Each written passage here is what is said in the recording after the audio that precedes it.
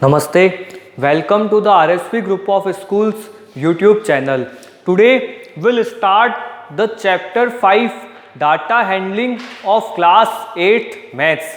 So this is the part first regarding introduction of the chapter. So the first topic which we are going to discuss is how to organize data. Organize data. Suppose some data is given and you have to make a frequency distribution table to understand this data in a better way. Like in your day-to-day life, you observe certain data represented in form of tables. So here this data is given regarding some alphabets. Okay, 4 alphabets are there, A, B, C, D, and they are occurring different types.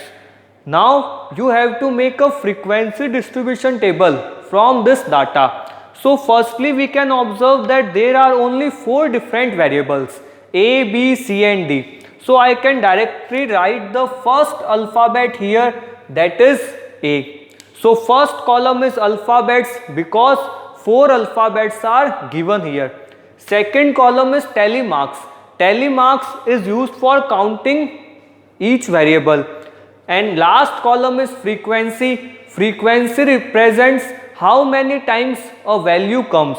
For example, if I say frequency of A is 5, this means that A is coming 5 times in this data. So how to count this data with the help of tally mark? Suppose when you see the A first time here, draw a line here. This line represents 1.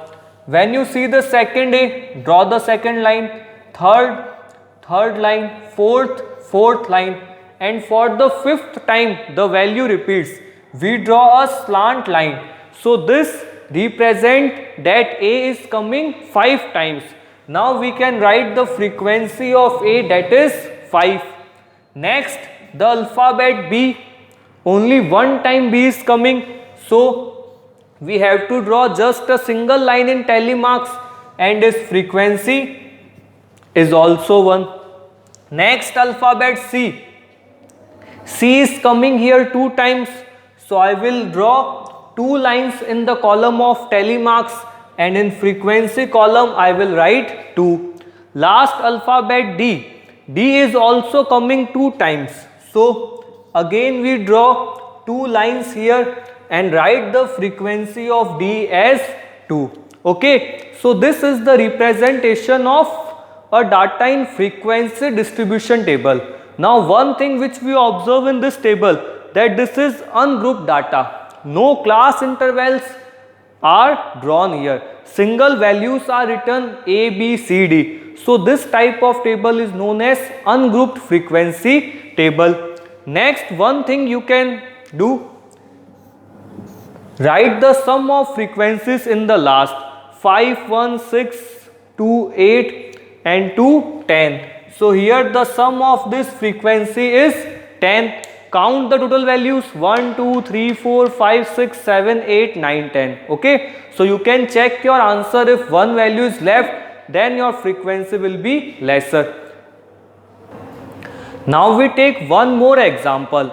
Suppose the marks of students of a class in a class test are given from 0 to 100. Okay.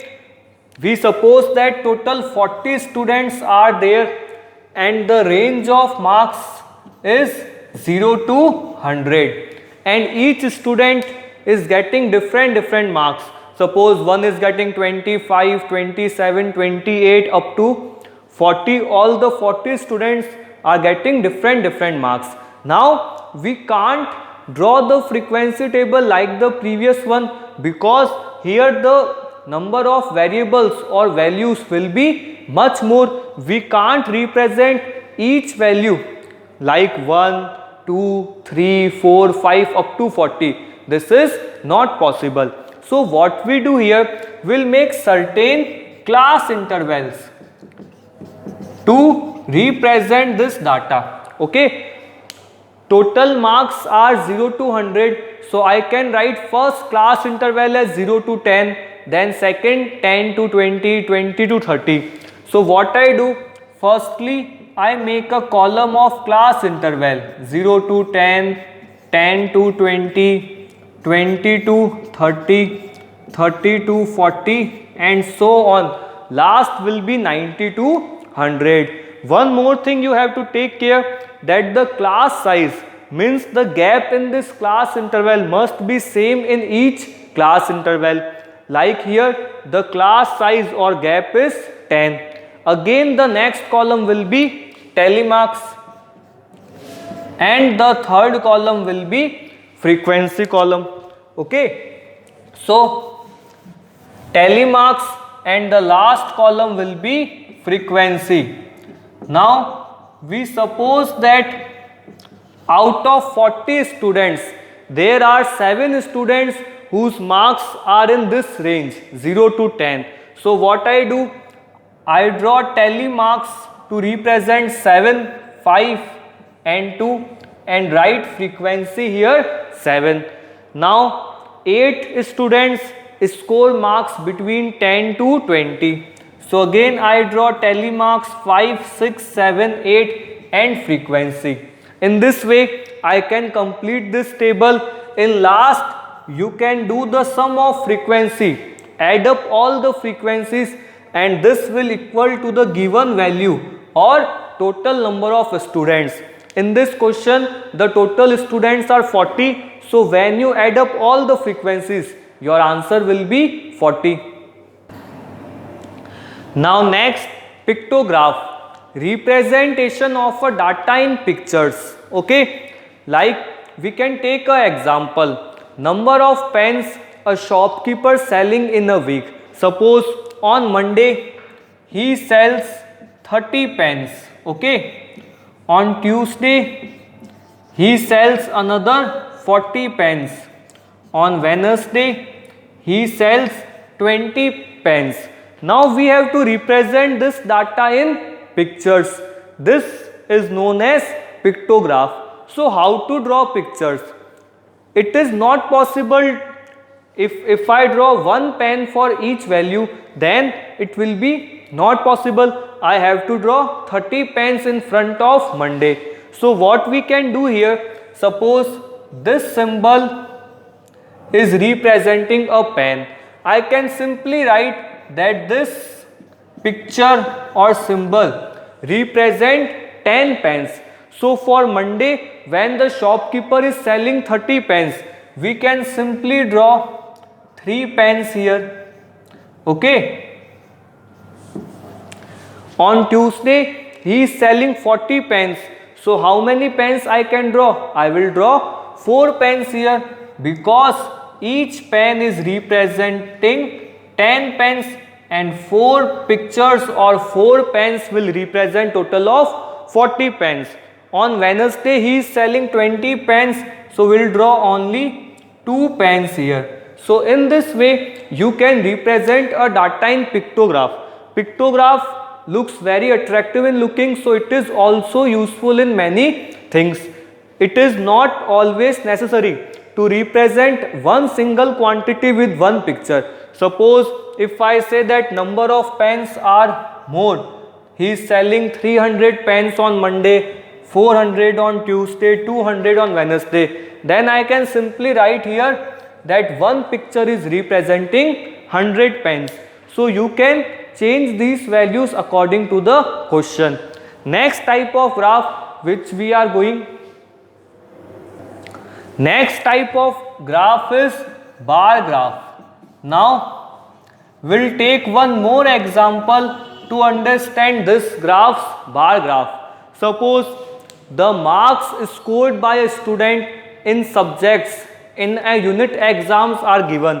Suppose a student is scoring 10 marks in English, 15 marks in Hindi and 20 marks in maths out of 20 marks. Now we have to represent this data in bar graph. So first of all, bar graph are always drawn on graph paper. On graph paper you have to draw a vertical line and a horizontal line. Okay, this represents x-axis, and this is known as y-axis. The point where these both axes intersect each other will be marked as 0, known as origin. Now for bar graphs, we have to take certain gap here. In this question, we can see that maximum marks are 20. So I can simply take gap of 5 marks, 5, 10, 15 and 20 on first block, or after the completion of first block on graph paper, you mark 5. After next 10, then 15, then 20. Now first subject is English. In English, he scores 10 marks.